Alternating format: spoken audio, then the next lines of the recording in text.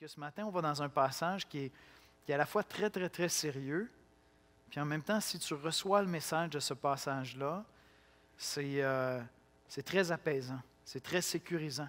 C'est ce qui fait que, personnellement, Dieu peut venir me chercher tout de suite. Je fais pas ça, je dis pas ça avec arrogance. Je veux dire, Dieu pourrait me prendre au mot, là.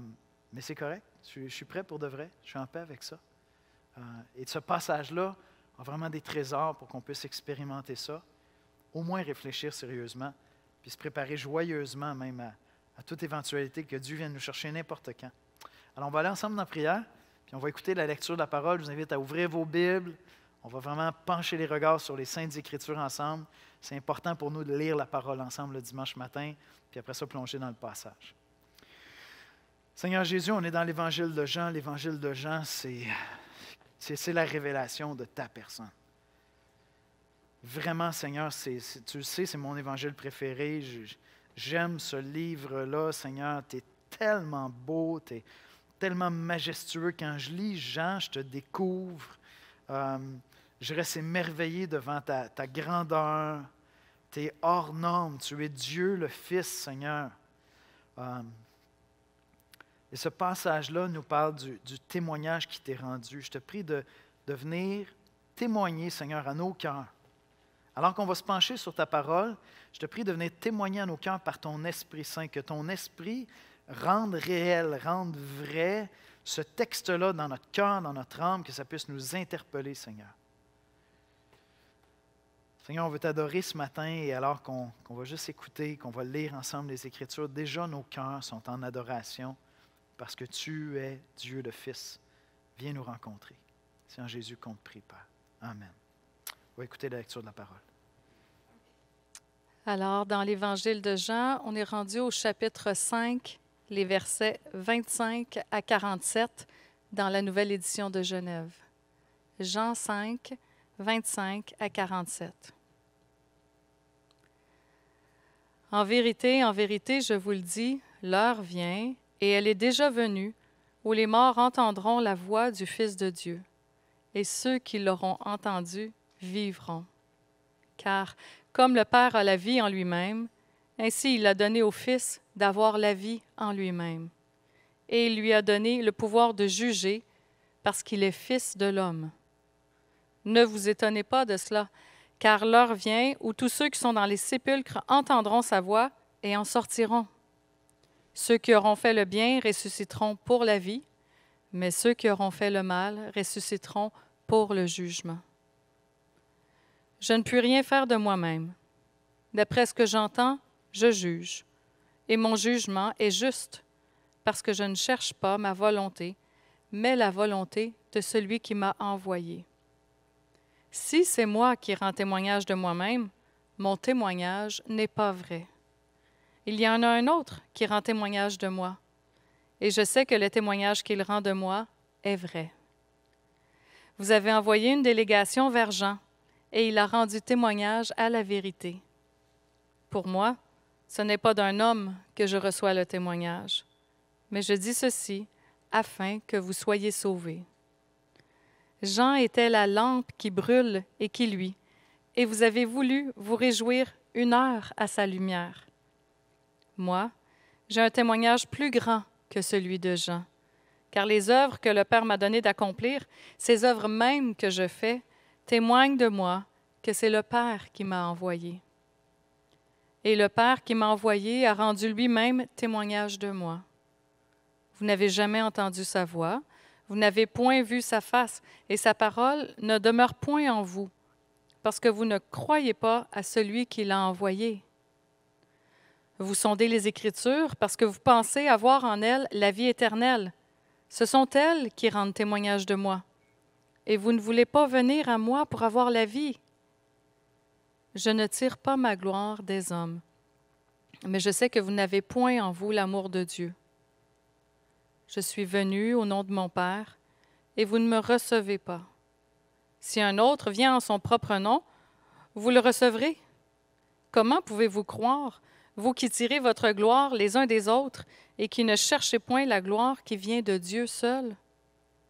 Ne pensez pas que moi je vous accuserai devant le Père. Celui qui vous accuse, c'est Moïse, en qui vous avez mis votre espérance. Car si vous croyiez Moïse, vous me croiriez aussi, parce qu'il a écrit à mon sujet. Mais si vous ne croyez pas à ses écrits, comment croirez-vous à mes paroles? Merci, Esther. C'est bon de prendre le temps de lire les Écritures ensemble. C'est bon de prendre le temps d'ouvrir la parole puis juste lire la Bible ensemble. C'est des Écritures qui rendent témoignage de Christ, puis on a besoin de le faire à tous les jours, on a besoin de le faire en Église, on a besoin de s'arrêter puis juste laisser la parole de Dieu nous parler. Ce matin, le plan de l'exposé se retient bien. Pendant que j'étais en train de l'écrire, j'entendais la voix de François Pérusse dans mes oreilles. 2-4-2, 2-4-2. Fait que c'est 2 résurrections, 4 témoins, 2 gloires. Ça va? 2-4-2? 2 résurrections, 4 témoins, 2 gloires. 2-4-2. Ça se retient très bien. Regardez bien ça, comment je résume l'exposé de ce matin. Toutes les Écritures racontent l'histoire de la gloire du Fils de Dieu. Celui qui croit en lui a la vie éternelle. Je répète ça. Toutes les Écritures racontent l'histoire de la gloire du Fils de Dieu. Celui qui croit en lui a la vie éternelle. Une des choses que vous allez voir au fur et à mesure qu'on va avancer dans Jean, c'est que des fois, vous allez avoir l'impression, mais il me semble que c'était la proposition du message de la semaine dernière. Mais c'est que Jean a quelques thèmes qui développent, puis plus on avance, plus ces thèmes-là s'enrichissent. Et dans le passage de ce matin, c'est vraiment ça qu'on va voir. On va voir le témoignage de la parole de Dieu envers le Fils de Dieu. Puis on va voir ensemble quelle bonne œuvre il faut faire pour avoir la vie éternelle. 2 résurrections. C'est rare dans la Bible que cette idée-là des résurrections est aussi claire, aussi synthétisée, aussi rapprochée que ça, où on peut l'exposer de manière aussi claire. Il est vraiment question de 2 résurrections différentes dans le passage. La première, c'est une résurrection spirituelle. Donc, on est mort, mais on n'est pas mort, puis on ressuscite, mais on est déjà vivant. De quoi il parle? Regardez au verset 25. En vérité, je vous le dis, l'heure vient et elle est déjà venue. Donc, c'était déjà possible du temps de Jésus, où les morts entendront la voix du Fils de Dieu et ceux qui l'auront entendu vivront. Donc, c'est déjà venu du temps de Jésus. Il y a des gens qui sont morts, qui peuvent entendre sa voix et qui peuvent venir à la vie. De quoi il parle? Mais les Saintes Écritures nous disent que tous les êtres humains, parce qu'ils sont pécheurs, sont morts spirituellement. On pourrait retourner dans Genèse, on pourrait aller voir la promesse que Dieu fait à Adam et Ève, puis il leur dit, si vous péchez, vous allez mourir. Ils pêchent, ils ne meurent pas. Oui, ils meurent spirituellement. Et c'est le début de leur mort physique qui commence aussi. Et donc, ce que les Écritures nous disent, c'est que quelqu'un qui naît, un être humain qui naît, il est pécheur, et parce qu'il est pécheur, il est mort spirituellement. Et Jésus est en train de parler ici de cette résurrection spirituelle qui est disponible. L'heure vient et elle est déjà venue dès que Jésus est là. Quelques chapitres plus tôt, peut-être que vous allez vous rappeler la rencontre de Jésus avec Nicodème. Puis là, Jésus dit à Nicodème, il dit, « Si tu ne nais de nouveau, tu ne peux pas entrer dans le royaume de Dieu. » Il parle d'une nouvelle naissance. De quoi il parle? Il parle d'une nouvelle naissance spirituelle. Puis il dit à celui qui va croire, ben, il va recevoir l'Esprit Saint. Puis ça va se développer. Il va développer ça au fur et à mesure qu'on avance dans l'Évangile de Jean. Donc ici, j'ai cette première résurrection-là, qui est une résurrection spirituelle. Je peux croire en Jésus, puis venir à la vie en croyant en lui. Puis on a eu des illustrations de ça avec la femme samaritaine, qui a cru en Jésus. Boum, elle s'est transformée, elle est devenue un témoin. Cette femme-là ne connaissait pas Dieu, ne connaissait certainement pas Jésus. Elle a une conversation avec lui. Paf, elle réalise que c'est le Messie. Elle croit en lui. Elle est transformée, elle devient un témoin. Elle court au village, s'en va témoigner aux gens du village. Les gens du village disent, « Ouais, peut-être, OK, on ne sait pas. » Viennent rencontrer Jésus. Boum, croient en Jésus. Tu es le sauveur du monde. Deviennent des témoins à leur tour. Même chose avec l'officier. L'officier du roi vient vers Jésus. Il dit, « Mon fils est malade. Il veut juste une guérison. C'est tout ce qu'il veut. » Il n'est pas là pour croire en Jésus, le Messie, le sauveur des Juifs. Il veut juste une guérison. Donc, Jésus lui donne une parole. OK, il croit que Jésus va faire le miracle. Mais lorsqu'il constate le miracle, là, il croit en Jésus, lui et sa famille. Et donc, Jésus est en train de parler de cette première résurrection-là qui est nécessaire. Une résurrection spirituelle. Et ce qu'il est en train de dire, c'est que tous ceux qui ne sont pas chrétiens, tous ceux qui n'ont pas encore cru en Jésus, sont morts spirituellement. Et certains, en entendant sa voix, vont croire, vont passer de la mort à la vie. C'est quoi croire? C'est quoi entendre sa voix? C'est de quoi on parle lorsqu'il parle d'entendre sa voix? C'est un des thèmes qui revient à travers tout l'Évangile de Jean. On va y revenir à plusieurs reprises, mais on va en parler pas mal ce matin. Déjà, dans ce passage-là, ça se clarifie. Qu'est-ce que ça veut dire entendre la voix de Jésus? Première résurrection, c'est cette résurrection spirituelle. Deuxième résurrection, c'est une résurrection physique pour l'éternité. Regardez les versets 28-29. « Ne vous étonnez pas de cela, car l'heure vient où tous ceux qui sont dans les sépulcres entendront sa voix. » C'est déjà différent. Au début, il a dit « car l'heure vient, elle est déjà venue ». Puis là, il dit « car l'heure vient », mais il ne dit pas « elle est déjà venue ». Puis il parle de ceux qui sont dans les sépulcres. « Ne vous étonnez pas de cela, car l'heure vient où tous ceux qui sont dans les sépulcres entendront sa voix et en sortiront. Ceux qui auront fait le bien ressusciteront pour la vie, mais ceux qui auront fait le mal ressusciteront pour le jugement. » C'est déjà différent. Et là, il est question de la deuxième résurrection, dans le fond. On pourrait aller voir dans l'Apocalypse, on pourrait aller voir plein de passages. Mais il est question de cette deuxième résurrection au retour de Christ, où tous les hommes vont ressusciter. Mais il y a quelque chose de différent qui se passe ici. Il dit, lorsque tous ces hommes-là vont ressusciter, certains vont ressusciter pour la vie éternelle, d'autres vont ressusciter pour le jugement. Il y a quelque chose qui est déjà déterminé.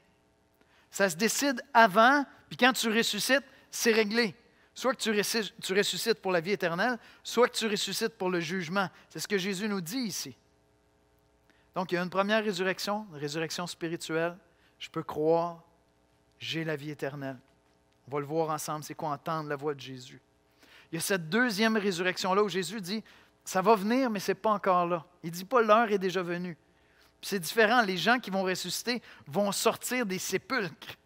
Ils vont sortir de la tombe. Mais lorsqu'ils vont sortir, tout le monde va ressusciter, certains pour la vie éternelle, certains pour le jugement. C'est déjà réglé, rendu là. Il n'y a pas d'option. Et si vous comprenez ça, si vous savez de quoi je parle, si vous connaissez la parole de Dieu, bien, quand vous jasez avec, je vais dire un Québécois, là, mais j'ai le goût de dire les vieux immigrants du Québec, parce que quand tu parles avec des nouveaux immigrants, déjà, il y a un certain respect pour Dieu qui est différent. Mais si tu parles avec un vieil immigrant du Québec, puis là, il te dit la classique, bah, je vais manger avec le bonhomme de l'autre bord. Vous devriez vous pratiquer devant votre miroir, juste à faire ça. Je ne sais pas si c'est une bonne idée. Soit que Jésus est menteur, ou soit que tu es vraiment foutu, si c'est ça ta philosophie. Juste vous pratiquer. Je ne sais pas, ça me préoccupe.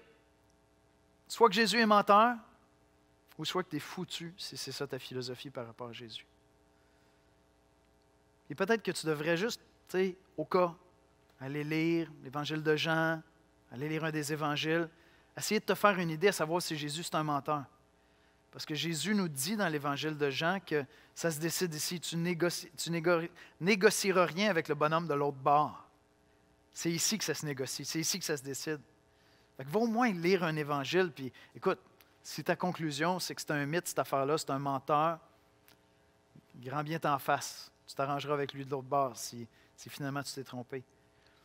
Mais ça se peut par contre que tu sois troublé en lisant les évangiles, parce que c'est rare les gens qui font juste lire ça et qui disent « Ah, c'est un menteur. C'est n'importe quoi. » Non, c'est assez troublant. Tu lis les évangiles, tu dis « OK, non, il était quelqu'un, ce monsieur-là. Il avait quelque chose à dire. » Vous devriez peut-être vous pratiquer à dire ça. Juste à les challenger. Parce que moi, je suis prêt. Je suis en paix. Je vous l'ai dit, ça m'a troublé cette semaine quand j'ai entendu ces nouvelles-là. C'était comme totalement imprévu. Parce que j'avais appris pour le décès de Nick Charlize, quand j'ai entendu ça, j'ai lu un courriel de Jean-Pierre, puis là, j'ai dit non. Là, j'ai appelé Julie, j'étais ému. J'avais juste envie de pleurer au téléphone. J'étais troublé de voir à quel point c'est soudain. Mais je n'étais pas troublé pour mon âme. J'étais en paix pour moi. Honnêtement, le réflexe spontané qui m'est venu, c'est OK, oui, ça, je veux dire, Dieu pourrait me prendre au mot, je pourrais avoir un anévrisme maintenant. C'est cool pour moi, pas de problème. C'est pas parce que je suis arrogant puis je pense que je suis mieux que quelqu'un d'autre. Non, c'est parce que j'ai cru en Jésus, j'ai entendu la voix de Jésus et je sais que j'ai la vie éternelle. Je sais que j'ai la vie éternelle. Maintenant, regardez bien ce qu'il dit. Il dit, car comme le Père, au verset 26, a la vie en lui-même, ainsi il a donné au Fils d'avoir la vie en lui-même. Et il a donné le pouvoir, et il lui a donné le pouvoir de juger parce qu'il est le Fils de l'homme. Ne vous étonnez pas de cela, car l'heure vient où tous ceux qui sont dans les sépulcres entendront sa voix et en sortiront. Et puis il dit, ceux qui ont fait le bien vont ressusciter pour la vie, ceux qui ont fait le mal vont ressusciter pour le jugement. C'est quoi faire le bien, faire le mal? De quoi il est question ici? Dans l'Évangile de Jean, faire le bien, c'est croire en Jésus. On va le voir au fur et à mesure, ça va se clarifier. Déjà, ça va se clarifier en partie dans ce passage-là, mais dans l'Évangile de Jean, faire le bien, c'est faire une seule chose. C'est croire en Jésus. La femme samaritaine était une femme qui avait une vie déréglée. Elle n'avait pas une vie selon Dieu. Maintenant, qu'est-ce qu'elle a fait? Elle a cru en Jésus. Boum, elle s'est transformée. Elle est devenue un témoin, elle était remplie de joie. Elle s'est mise à témoigner. Ce n'était plus la même personne. Quelle est l'œuvre qu'elle a faite? Elle a cru en Jésus. Elle a été transformée. Dans l'Évangile de Jean, faire le bien, c'est croire en Jésus. Et donc, pour me préparer à l'éternité, pour entrer dans cette première résurrection-là, la nouvelle naissance, j'ai une chose à faire. Une bonne œuvre seulement. Croire en Jésus. Parce qu'il n'y a personne qui va se retrouver de l'autre côté et qui va commencer à négocier son affaire avec Dieu. Puis dire, OK, Seigneur, on va faire nos comptes, là, je vais te sortir ça, puis tu vas me dire combien je te dois, je vais te dire combien j'ai ramassé, on va faire un bilan ensemble. Ça ne va pas se passer comme ça. Ceux qui vont vouloir se présenter pour négocier sont déjà jugés, c'est ce que les Écritures nous disent. Mais ceux qui ont cru en Jésus ont fait la seule bonne œuvre qui est nécessaire pour avoir la vie éternelle, pour accéder à Dieu pour l'éternité. Toute notre éternité va se jouer sur une seule bonne œuvre, celle d'avoir cru en Jésus-Christ ou non. Et ce que Jésus fait dans le passage ici, dans ce qui suit, c'est qu'il va plaider avec nous pour qu'on puisse entendre sa voix. Il va plaider avec nous pour qu'on puisse écouter les témoins. Il va nous présenter des témoins et tout ce que Jésus veut, c'est qu'on croit en lui, pas pour lui-même. Parce que lorsque tu crois en lui, tu passes de la mort à la vie. Donc, il va nous présenter des témoins et il dit, écoutez les témoins. Écoutez au moins les témoins qui parlent de moi. Premier témoin, donc j'ai dit 2, 4, 2, 2 résurrections, 4 témoins, 2 gloires, 4 témoins. Premier témoin, Jean-Baptiste. Verset 33, vous avez envoyé une délégation vers Jean et il a rendu témoignage à la vérité. Jean a rendu témoignage à celui qui est le chemin, la vérité et la vie, Jésus-Christ. C'était ça son rôle, c'était un prophète. C'était un prophète comme les prophètes dans l'Ancien Testament. Ils pointaient vers quelqu'un d'autre. Ce n'était pas eux l'objet de la révélation. Jean n'était pas là pour faire connaître Jean, puis je suis cool, je suis hot. C'est un messager. C'était un prophète comme les prophètes de l'Ancien Testament. Il pointe dans une direction, il rend témoignage à la vérité. Puis au verset 34-35, on lit « Pour moi, ce n'est pas d'un homme que je reçois le témoignage. » Jésus dit « Pour moi, ce n'est pas le témoignage de gens qui me concernent. Mais je dis ceci afin que vous soyez sauvés. Je vous le dis afin que vous écoutiez son témoignage, parce que vous avez besoin d'être sauvés. Moi, je n'ai pas besoin que Jean-Baptiste rende témoignage de moi. Je me connais, je sais qui je suis. C'est ça que Jésus est en train de dire. Mais vous avez besoin de son témoignage. Vous avez besoin de croire en lui. Jean était la lampe qui brûle et qui luit, et vous avez voulu vous réjouir une heure à sa lumière. Quand Jean est venu, c'était un big shot. Il attirait les foules. Les foules venaient l'écouter. Il était spécial, le monsieur. Il était drôlement habillé. Il mangeait des sauterelles, il vivait dans le désert. Mais les gens allaient le voir. Les gens arrivaient en foule pour l'écouter. Les gens étaient touchés. Ils vivaient une espèce de réveil spirituel. Jean-Baptiste prêchait. Il se faisait baptiser par Jean. C'était comme « Oui, je veux marcher avec Dieu. Je vis quelque chose d'intense avec Dieu. » Mais Jean, il n'était pas là pour que tu vives ce trip-là. Jean était là juste pour dire « Il s'en vient le Messie. Il arrive. Préparez vos cœurs. » Préparez vos cœurs à recevoir Christ. Il pointait vers quelqu'un d'autre. Puis Jésus leur dit, vous avez trippé sur Jean, ça a été comme la vedette. Mais il faisait juste m'annoncer moi. C'est moi le sauveur. Puis là, vous me rejetez. Vous ne croyez pas le premier témoin.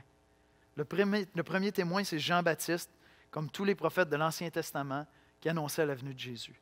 Et c'est le premier témoin qu'on devrait écouter. Les Écritures parlent des prophéties des prophètes et de celles de Jean-Baptiste. Deuxième témoin, c'est Dieu le Père. Versets 37-38. « Et le Père qui m'a envoyé a rendu lui-même témoignage de moi. Et vous n'avez jamais entendu sa voix, vous n'avez point vu sa face, et sa parole ne demeure point en vous, parce que vous ne croyez pas à celui qui l'a envoyé. » Le témoignage que le Père rendait, c'était que Jésus venait vraiment de Dieu. Et comment est-ce qu'il rendait son témoignage? En lui donnant de faire des œuvres comme Dieu fait des œuvres. En lui donnant de faire ce que Dieu fait. Dieu donne la vie, Jésus donne la vie. Dieu commande, guérit les malades, Jésus commande, guérit les malades. Dieu a donné au Fils, Dieu le Père a donné au Fils de faire les mêmes œuvres que Dieu. Puis Jésus dit, vous devriez croire son témoignage. Regardez les œuvres que je fais, ce n'est pas des œuvres normales, ce n'est pas des œuvres humaines, c'est des œuvres divines. Ça dépasse tout ce que vous allez rencontrer chez des prophètes, des hommes sages. On va au-delà de ça. Et ça, c'est le témoignage du Père envers moi. Vous devriez au moins le croire. Vous devriez entendre sa voix. Vous devriez voir sa face parce que c'est moi. Et c'est ça que Jésus va dire plus tard. Il va dire, si tu m'as connu, tu as connu le Père. Tu as vu le Père. Parce que je suis Dieu le Fils qui est venu faire connaître le Père.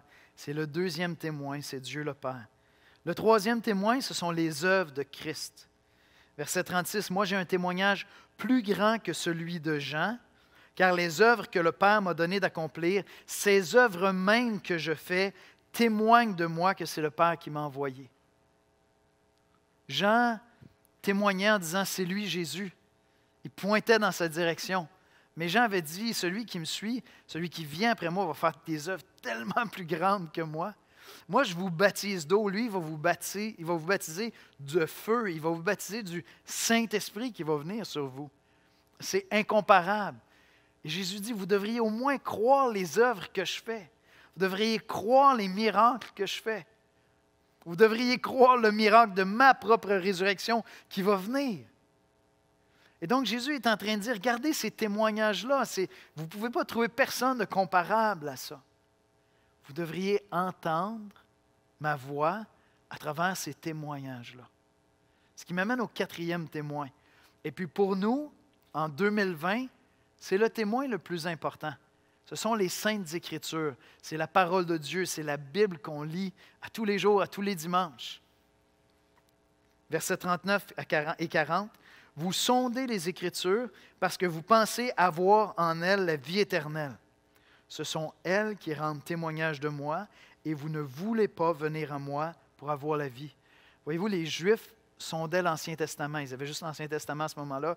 Ils lisaient l'Ancien Testament pour connaître Dieu. Ils allaient dans les Écritures pour découvrir qui est Dieu, comment est-ce qu'il pense, comment est-ce qu'il veut qu'on agisse, d'où on vient, qu'est-ce qui est bien, qu'est-ce qui est mal. Ils sondaient la parole de Dieu pour chercher la vie, chercher à bien vivre selon Dieu. Mais il dit, les Écritures parlent de moi. Les Écritures m'annoncent moi. Tout l'Ancien Testament annonçait Jésus-Christ.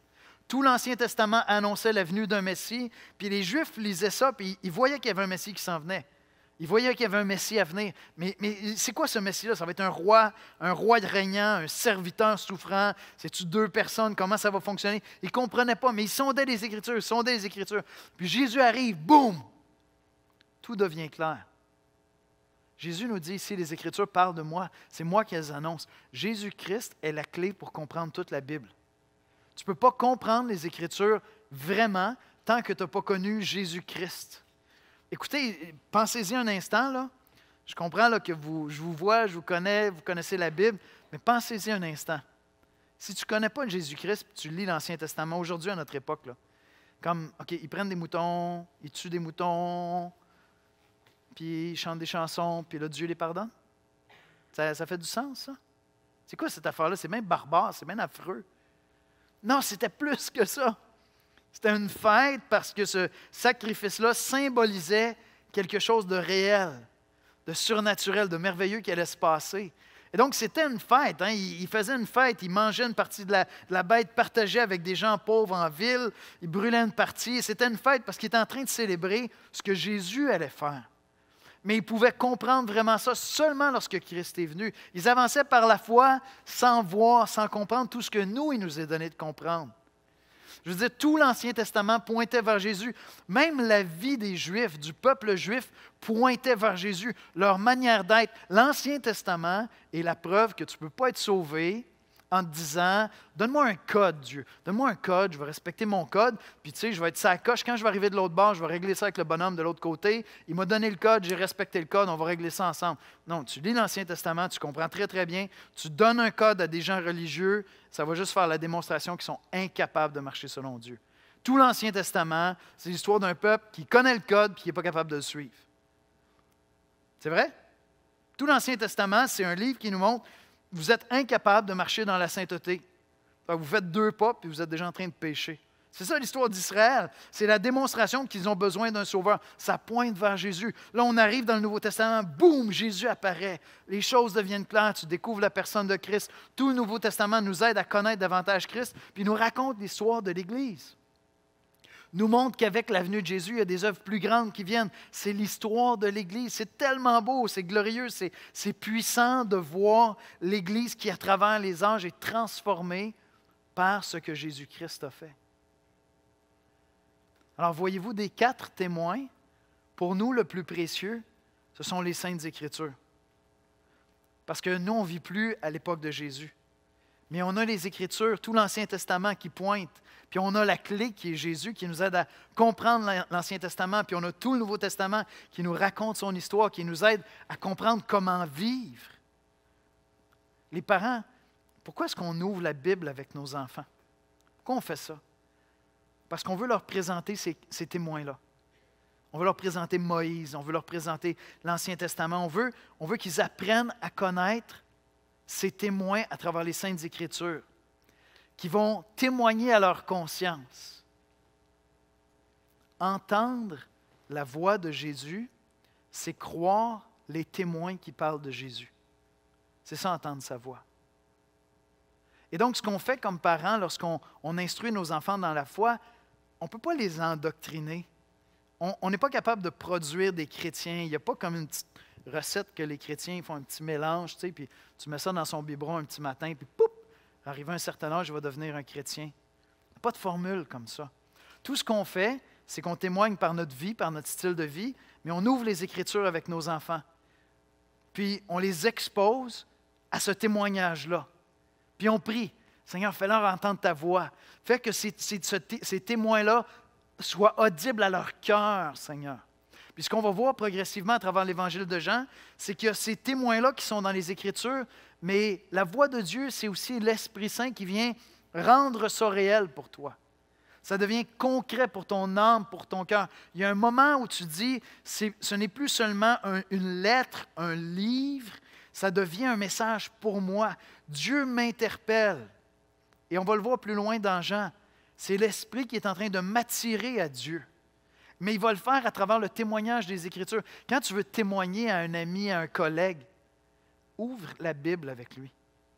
C'est correct de jaser comme ça, mais si la personne est intéressée un peu vraiment à connaître, ouvre les Écritures avec lui.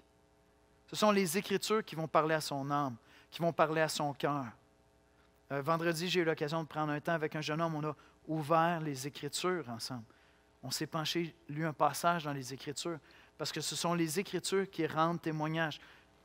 L'Esprit Saint va se servir de la parole de Dieu pour parler de Jésus-Christ. Maintenant, Jésus nous dit qu'un facteur extrêmement déterminant à savoir si je vais pouvoir entendre la voix de Jésus, c'est de qui je cherche ma gloire. De qui je cherche ma reconnaissance. 2 résurrections, 4 témoins, 2 gloires, 2, 4, 2. 2 gloires. Jésus dit, moi pour ma part, je ne cherche pas la gloire qui vient des hommes. Je n'ai pas besoin que les hommes m'approuvent. J'ai juste besoin de l'approbation de mon Père. Mais il dit, pour vous les hommes, pour vous les êtres humains, votre tentation est toujours de chercher l'approbation des êtres humains. Chercher l'approbation des hommes. On assiste cette semaine Puis nos voisins du Sud, c'est la zizanie, c'est des tensions. Puis, grosse fête hier, mais là, ça va continuer en cours cette semaine. On va en entendre parler toute la semaine. Puis à quelque part, ça nous parle des hommes qui veulent l'approbation des hommes, tout ça. Puis c'est troublant de voir ça, de voir à quel point ça devient énorme. Mais si tu as entendu la voix de Christ, le seul de qui tu veux être approuvé, c'est de Dieu. Et peut-être que ce qui t'empêche d'entendre ces témoins-là, c'est que tu marches pour être approuvé des hommes. Tu veux être approuvé des gens autour de toi. J'aimerais inviter les musiciens à venir me rejoindre en avant. Quand la voix de Christ commence à devenir audible dans tes oreilles, dans ton cœur, quand l'Esprit Saint prend ces témoignages-là qu'on a dans les Écritures, puis que ça commence à résonner en toi, il y a quelque chose qui se passe. C'est comme si ce que les hommes pensent de toi, les êtres humains, ça devient une espèce de bruit de fond. Je ne sais pas si vous avez lu ou étudié dans le métro. Moi, quand j'allais au cégep, j'étudiais au Vieux-Montréal, il fallait toujours que je prenne le métro. C'était comme un moment magique, le métro, parce que tous les bruits environnants devenaient juste comme une espèce de bruit de fond. Honnêtement, c'était mes meilleurs moments pour lire la Bible. Il y avait juste comme une espèce de gros bruit, puis j'arrivais à rentrer dans ma bulle. Ou si vous aimez faire de la photo, il y a une perspective où, à un moment donné, tu décides que les choses en arrière sont hors champ. Tout devient flou. Ton focus est juste sur une chose. Quand l'Esprit Saint commence à faire résonner en toi ces témoins-là qu'on voit ici, la parole de Dieu commence à t'interpeller personnellement. Ce n'est pas juste un livre sur du papier. Tu commences à dire, OK, attends un petit peu. Peut-être que Jésus, c'est plus que juste un autre sage. Peut-être que ce qu'il raconte, c'est vrai. Peut-être que c'est vraiment le Fils de Dieu. Peut-être qu'il peut vraiment me donner la vie éternelle. Il y a un moment où c'est comme si toutes les autres voix des hommes deviennent une espèce de bruit de fond, puis il y a une voix qui devient plus claire. Il y a un focus qui devient plus clair. C'est Jésus-Christ qui apparaît. Et si tu es devenu chrétien, probablement, à moins que tu te sois converti très jeune, il y a un moment où il y a quelque chose comme ça qui s'est produit. Les autres voix devenaient pas importantes. Il y a une voix qui devenait importante. C'était celle de Christ, du témoignage des Écritures envers Christ. Et si tu n'arrives pas à entendre sa voix, c'est possiblement que ce qui t'importe, c'est de plaire aux hommes, d'être approuvé des hommes. Ma prière, c'est que tu portes attention au témoignage que Dieu rend ici. Ma prière, si tu es chrétien comme moi, c'est que si ton cœur est constamment troublé, c'est peut-être que tu as perdu le focus. Tu as les yeux sur la terre, tu as les yeux sur cette vie, mais regardez ce que Jésus nous dit ici. Si tu es chrétien comme moi, je veux dire, j'ai déjà expérimenté la première résurrection. Il n'y a pas de prétention dans ça, c'est juste que j'ai l'Esprit Saint en moi, j'ai cru en Jésus. L'Esprit Saint témoigne en mon âme que je suis un enfant de Dieu. J'ai cette sécurité-là, j'ai cette paix-là. Je suis prêt à partir. Pour de vrai, je suis prêt à partir maintenant. Dieu pourrait me prendre au mot, je pourrais m'étendre ici sur le stage, puis ce serait correct. Ce serait correct. J'entrerais, mes yeux se fermeraient, boum, j'ouvrirais les yeux, je verrais la face de Christ. J'ai cette paix-là, cette assurance-là. Puis je sais que je n'aurais pas essayé de négocier de l'autre côté. Je vais juste prononcer un nom quand je vais arriver de l'autre bord. Jésus-Christ. Ça va être mon passeport pour rentrer. Ça va s'arrêter là. Je sais que je suis en paix. Mais des fois, comme chrétien, on perd le focus. On perd le focus, puis là, il y a un paquet de bruit, puis tu n'es plus capable d'entendre la voix de Jésus parce que tous les bruits de l'activité des hommes, des troubles qu'il y a sur la terre, les gens qui sont inquiets, les gens qui sont préoccupés, les nouvelles, ça devient assourdissant, tu n'entends plus rien. Laisse-les tomber en arrière-plan. Laisse-les disparaître. N'oublie pas ou rappelle-toi que nous vivons pour un seul témoin, pour un seul regard, celui de Dieu. Tous les autres bruits vont devenir des bruits d'arrière-fond. Puis tu vas te mettre à entendre la voix de Jésus en allant dans les Écritures. Ouvre les Écritures, viens l'adorer avec nous, viens le célébrer avec nous. On va prier ensemble. Seigneur Jésus, on veut t'adorer, on veut te célébrer ce matin, on veut te célébrer par nos louanges. On veut entendre ta voix, Seigneur. Souvent, mon cœur est troublé. Je le dis à l'Église. Je suis sincère avec toi, Seigneur. Je regarde ce qui se passe sur la terre, mais c'est troublant tout ça.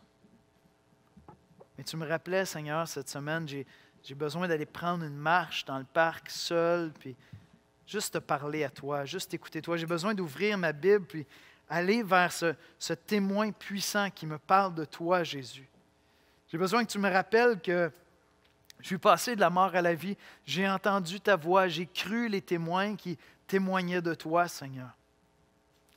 Et alors mon cœur retrouve la paix, la sérénité. J'entends, Seigneur, que des proches partent. J'entends que des gens décèdent. Mon cœur est rempli de tristesse. Je prie pour ceux qui sont dans le deuil, Seigneur. Mais pour moi-même, je suis en paix. Je suis en paix, Seigneur. Je suis prêt à partir. Et je te prie pour ceux qui écoutent ce message, ceux qui viennent à l'Église, ceux qu'on côtoie, Seigneur, qui commencent peut-être à entendre ta voix, à porter attention sur ces témoins qui parlent de toi. Seigneur, fais-leur entendre ta voix, qu'ils entendent cet appel, Seigneur. Que tout le reste perde son focus et vraiment que leur regard soit fixé sur toi, Jésus. Car tu as les paroles de la vie éternelle, Seigneur. C'est en Jésus-Christ qu'on prie, Père. Amen.